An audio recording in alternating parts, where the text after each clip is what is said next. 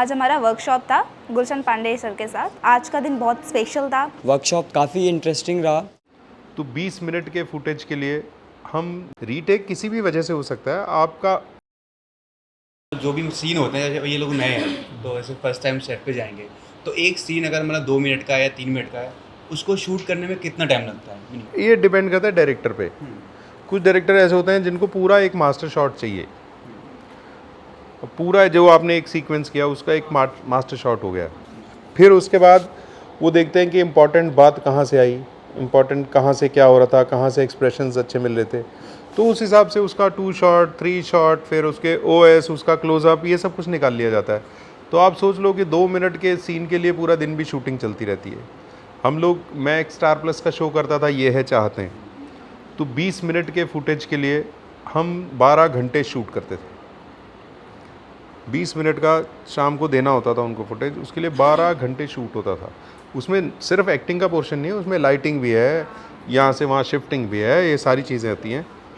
तो ये इतना टाइम तो लेती है चीज़, और जितना ज़्यादा टेक्स होते हैं तो हम कई बार लोगों के अंदर ये होता है कि जैसे मैं भी जब पंजाब से आया था तो हमारे सीनियर कहा करते थे कि मैं गया वहाँ, एक सीन था, मैंने 1 टेक में दे दिया। अब साला दिमाग में ये बैठ गया, जो 1 टेक में नहीं देता वो अच्छा एक्टर नहीं होता है। अब अपने दिमाग में वो बैठ गया। ऐसा नहीं होता है कि जो 1 टेक में नहीं देता तो वो अच्छा एक्टर नहीं होता है, ऐसा बिल्कुल नहीं है, कतई नहीं है।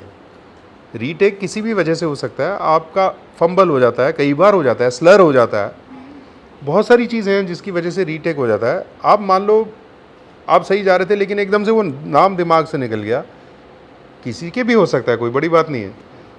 उसकी वजह से डायरेक्टर को कहाँ पे परेशानी होती है पता है? जब आपका रीटेक हुआ और आपने एक्सप्रेशन ही छोड़ दिया साथ में, अब आपके दिमाग में ही आ गया साला मुझसे रीटेक हो गया यार। अब आप अपने को दोषी बना लिए तो आपके चेहरे पे वो दोष दिखाई देने लग गया। बिल्कुल टेंशन नहीं है, रीटेक इस काम का हिस्सा है, होता है, बड़े बड़े एक्टर्स से होता है, कोई बड़ी बात नहीं है, लेकिन कॉन्फिडेंस नहीं छोड़ना है। अच्छा, अब वो बार बार आपसे हो ही जा रहा है, 25 बार हो रहा है, फिर आपकी खराबी है, क्योंकि आपने दिमाग को ये बता दिया कि मुझसे नहीं हुआ, मेरे से गलत हो गया, सामने वाला क्या सोच रहा होगा, वो क्या सोच रहा होगा, इतनी सारी यूनिट क्या सोच रही होगी, फिर आपसे एक्टिंग ही नहीं होएगी। इसलिए इन चीज़ों पे बिल्कुल नहीं जाने का। एक बार रीटेक होएगा, किसी भी समझदार इंसान से भी होता है, लेकिन वो अगली बार में वो ठीक हो जाता है।